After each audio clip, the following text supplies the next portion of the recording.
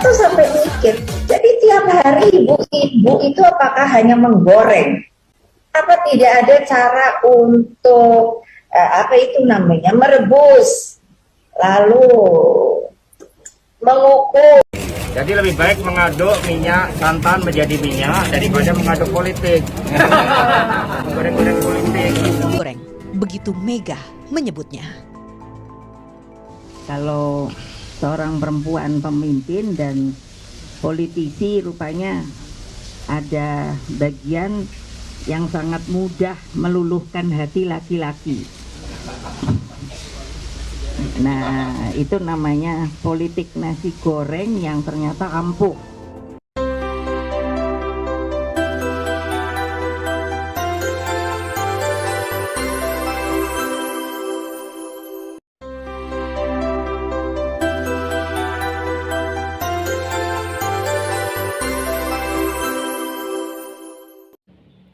Assalamualaikum warahmatullahi wabarakatuh.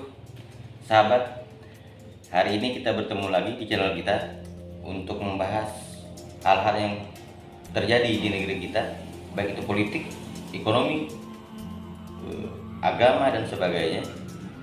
Coba kita bahas, kita kupas dari perspektif yang berbeda, itu perspektif ya rakyat pada umumnya lah.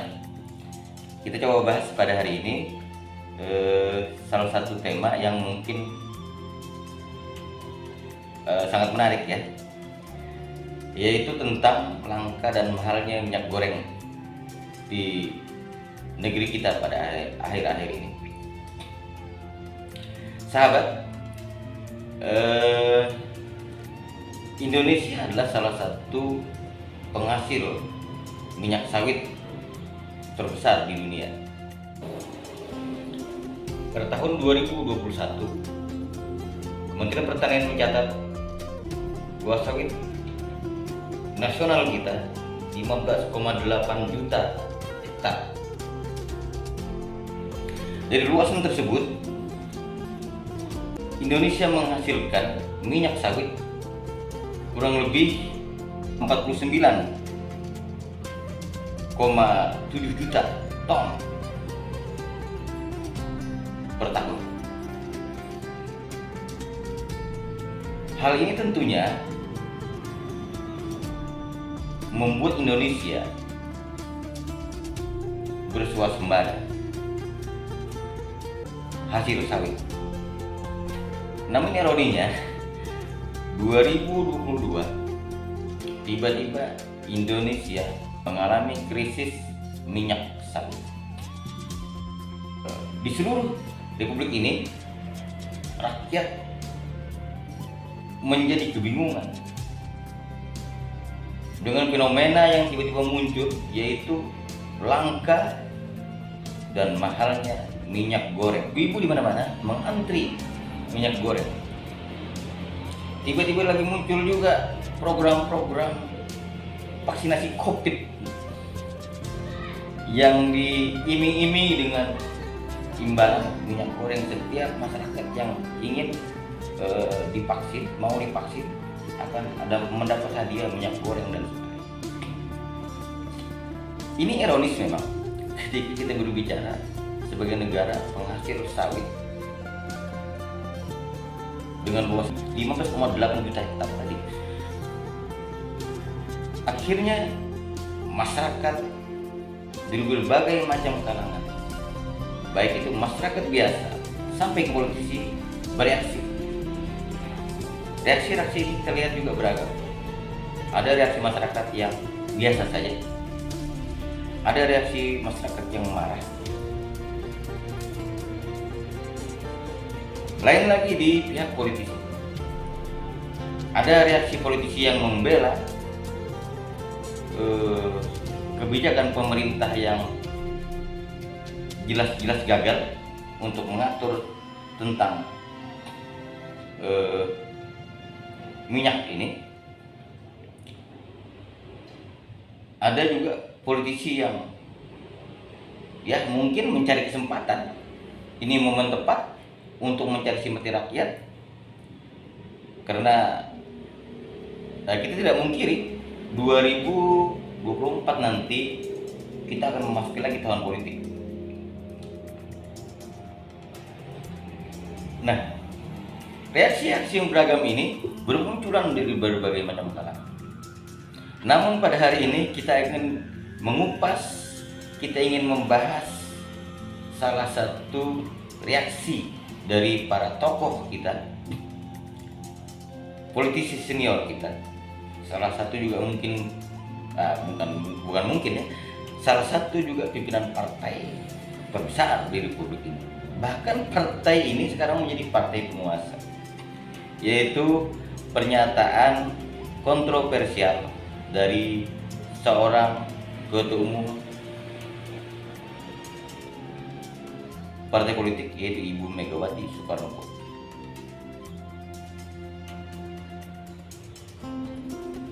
Pernyataan ini timbul mungkin berdasarkan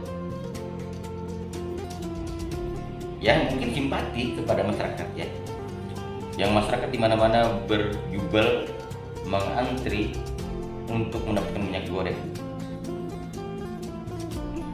Muncullah reaksi beliau dengan pernyataan yang mungkin akhirnya menjadi kontraproduktif. Pernyataan ini di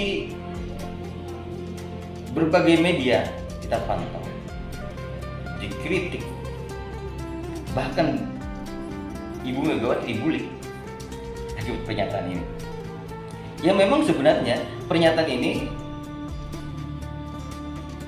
ya memang kontraproduktif. Menurut kami memang kontraproduktif. Karena bagaimanapun Ibu Megawati adalah ketua partai politik terbesar di Republik ini, dan partai ini sekarang adalah partai penguasa. Ibu Megawati bisa mengintervensi kebijakan-kebijakan pemerintah melalui partai ini. Karena bagaimana partai penguasa dan di parlemen juga adalah partai pemilik kursi mayoritas. Ibu Megawati mengatakan mirislah ketika melihat ibu-ibu mengantri. Namun mirisnya beliau ini disampaikan dengan penyampaian yang kurang tepat menurut kami, akhirnya menimbulkan reaksi dan kritik keras dari masyarakat. Dengan pernyataan beliau ini, saya teringat momen beberapa waktu yang lalu ketika beliau mengatakan politik nasi goreng. Politik nasi goreng. Ibu, memori masyarakat, catatan-catatan kita di media terekam, itu tidak bisa kita mungkiri, karena bagaimanapun negeri kita semakin maju, peradaban dunia semakin maju, media ini semakin berkembang, masyarakat mungkin terbungkam dengan tidak bebasnya pers di negeri kita, yang akhirnya hal-hal kontroversial hampir tidak terekam di media-media mainstream seperti televisi. Namun kita tidak bisa memungkiri bahwa media sosial berkembang semakin pesat. Masyarakat merekam, masyarakat melihat, memantau semua kegiatan-kegiatan tokoh-tokoh di negeri ini.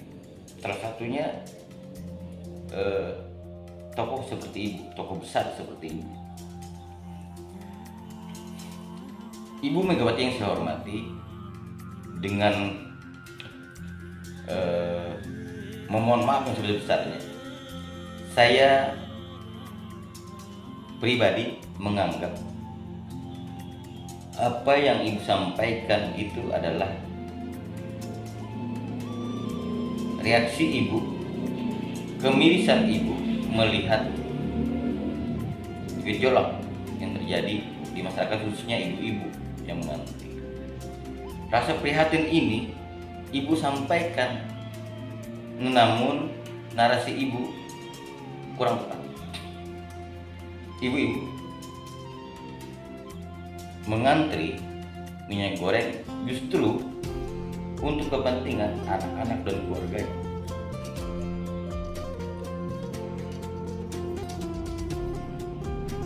Ibu meminta masyarakat untuk mencari solusi. Ini terbalik, Ibu.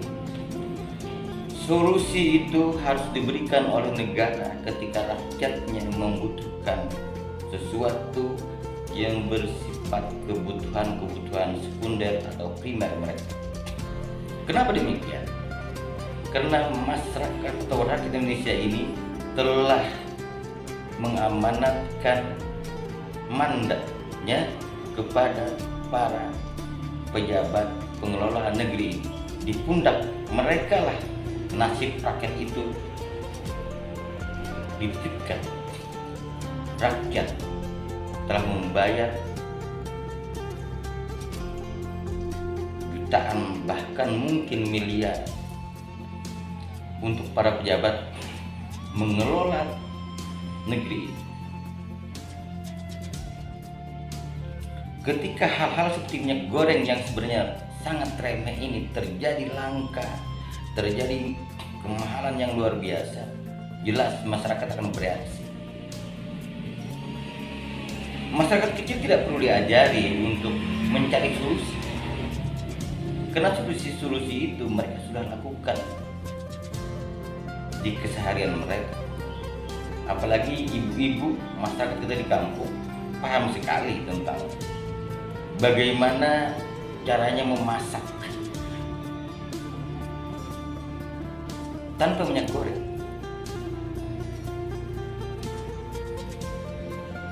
Tiba-tiba partai ibu membuat juga demo memasak tanpa minyak goreng, atau dan demo memasak membuat minyak goreng tanpa sawit, yaitu dengan minyak goreng kelapa. Ibu, negeri ini sebelum maju seperti sekarang, masyarakat di kampung sudah lebih dulu menggunakan minyak kelapa. Mereka paham membuat minyak kelapa. Ini jelas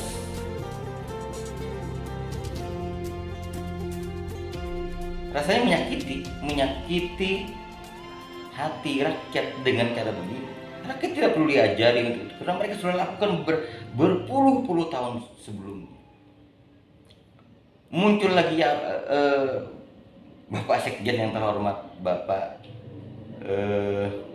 Sekjen PDIP, Bapak Hasto, tampil mengulek-ulek santan untuk menjadi minyak goreng. Aduh, Pak Hasto, Anda ketinggalan zaman. Sebelum Anda melakukan proses pembuatan minyak goreng dari kelapa, masyarakat sudah paham, nggak perlu diajarin. Justru Anda yang baru tahu. Ini miris. Saya sebagai anak negeri, anak bangsa ini juga miris melihat ini. Kenapa politisi-politisi di negeri ini seperti ini? Di pundak para politisi, rakyat menitipkan nasib mereka. Kesulitan apapun di negeri ini, itu adalah tanggung jawab para pengelola negara, termasuk partai politik. Mencari solusi. Ketika rakyat diminta mencari solusi, itu terbalik.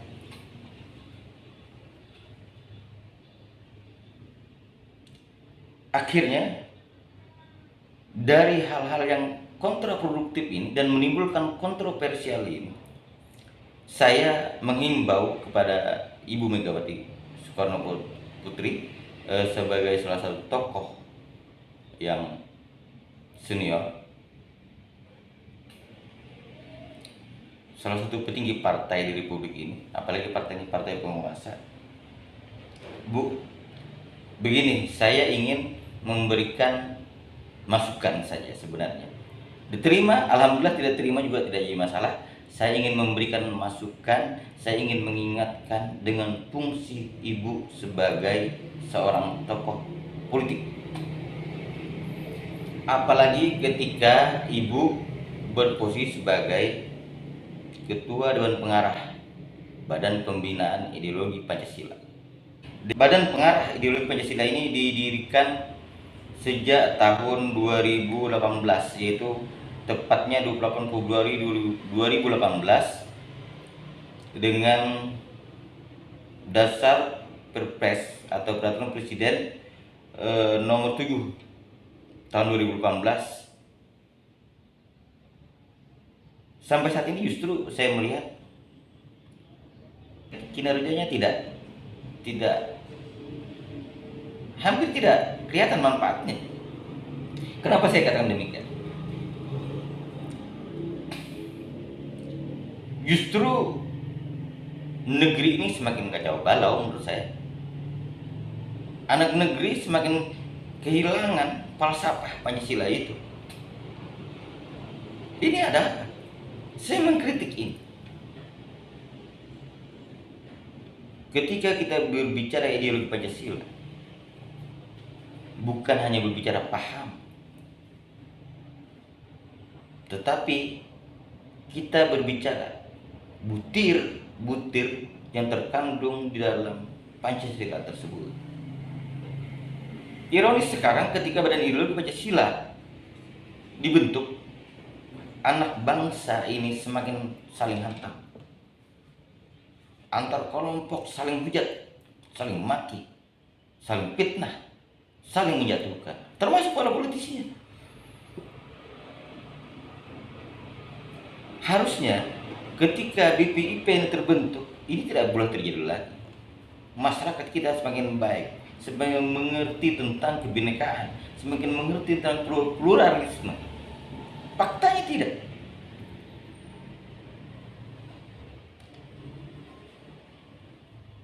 Ketika kita kaitkan BPIP dengan minyak goreng, saya pikir ini sangat relevan. Kenapa? Di dalam butir Pancasila ada keadilan sosial bagi seluruh rakyat Indonesia. Langkahnya minyak goreng sudah tidak adil untuk rakyat ini. Kenapa saya katakan tidak adil? Karena dengan luasan sawit sekian puluh juta, dengan produksi minyak sawit sekian puluh juta ton per tahun, sangat ironis ketika Indonesia ini langka minyak goreng. Nah, di sini BPIP harus tampil mengingatkan para penyelenggara negara. Langkahnya minyak goreng salah satu bagian dari pengkhianatan Pancasila, khususnya pada sila keadilan sosial bagi seluruh rakyat Indonesia.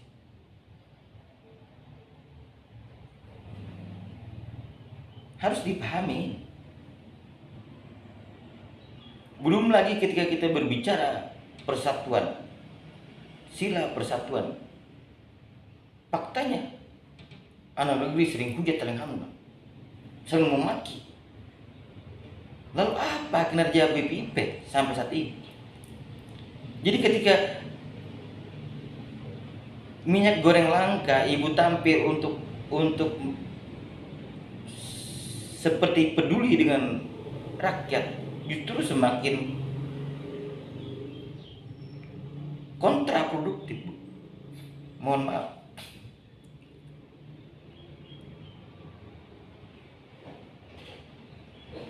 Saya berharap seluruh tokoh, para politisi di negeri ini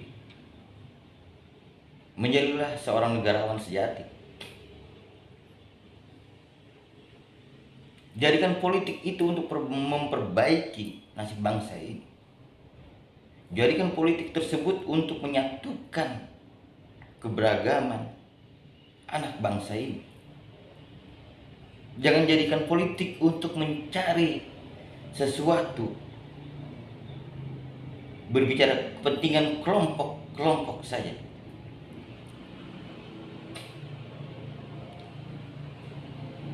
saya sebagai rakyat mohon maaf,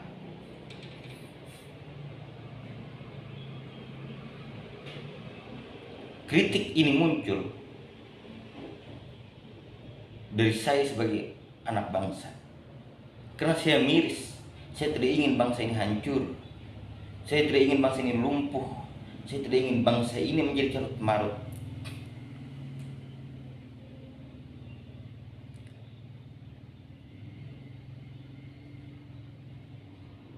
Ibu Megawati yang saya hormati,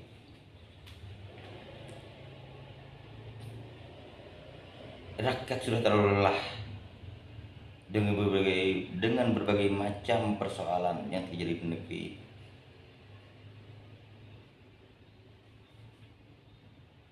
Baik moral politik yang dibangun, yang hampir tidak mengedepankan lagi moralitas,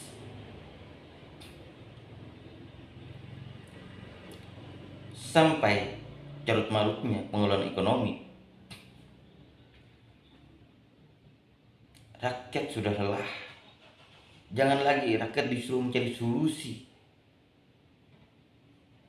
Rakyat sudah mengerti tentang susahnya hidup. Negeri ini kaya dengan berbagai sumber daya alamnya. Negeri ini kaya dengan sumber daya manusianya, tetapi justru negeri ini semakin terpuruk. SDM hebat yang dimiliki negeri ini, yang akhirnya bergabung di partai-partai politik, tidak lagi berbicara tentang hampir tidak bicara lagi tentang nasionalisme.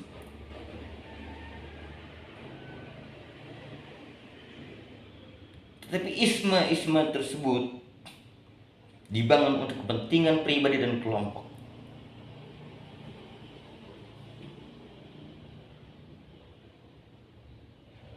Jadi saya ingin mengingatkan kembali kepada seluruh tokoh politisi, termasuk Ibu Megawati Soekarno Putri, menjadilah negarawan sejati.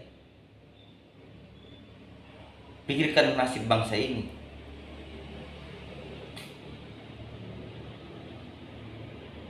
Karena bagaimanapun kita adalah bukan generasi terakhir dari peradaban bangsa dan negara ini,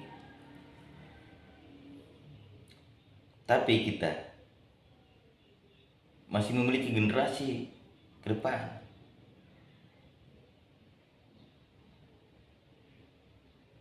yang harus kita selamatkan.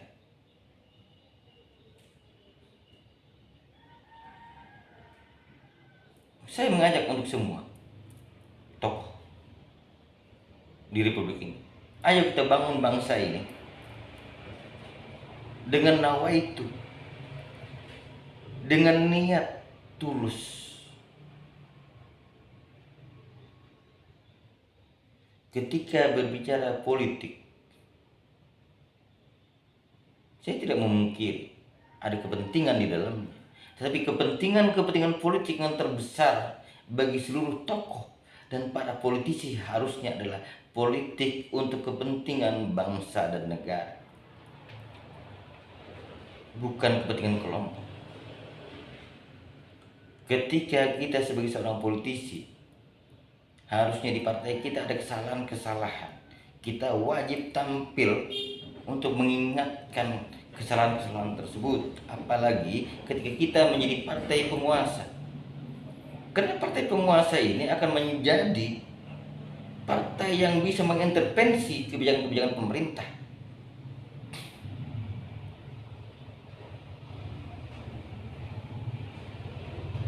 Termasuk bisa mengintervensi kebijakan-kebijakan politik yang salah arah.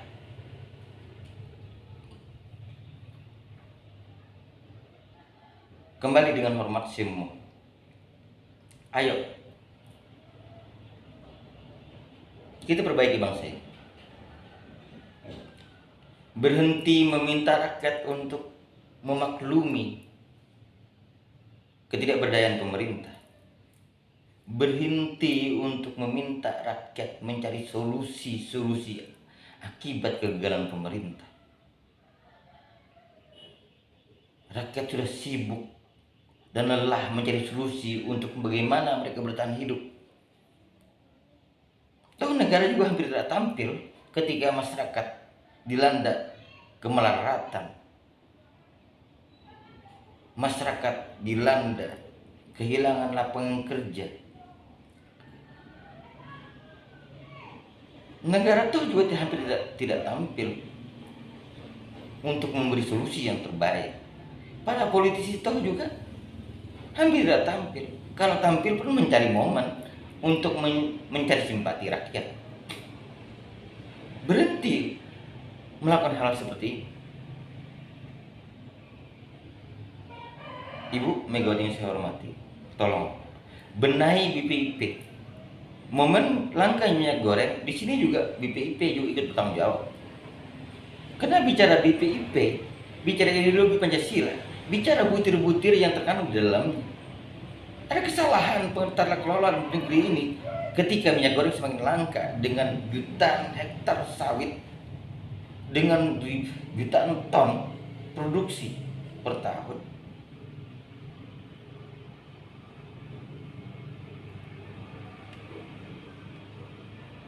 Jutaan hektar sawit yang kita miliki bukan didapat dengan serta-merta dengan izin yang keluar oleh negara begitu saja, tapi ada konflik-konflik mengikuti di dalamnya.